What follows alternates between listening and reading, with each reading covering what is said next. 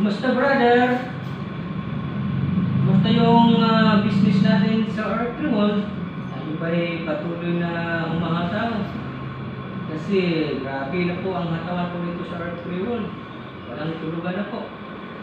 Sa napakaganda po nilang opportunity na may bigay sa atin. Lalo na sa kalusugan natin, sa kagwapuhan, sa mga pampasiksik, pampakinis ng mukha, pampaputi ng balat, at ang pampalakas ng mga kalalakihan. At hindi lang po pangkalalakihan, kundi rin po yung mga kababaihan, brother, di ba? Ang lupit mo, brother, napakatindi po yung kumpanya natin.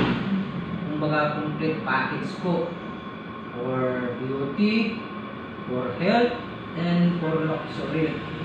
So, sa pag-join ko dito sa Artreol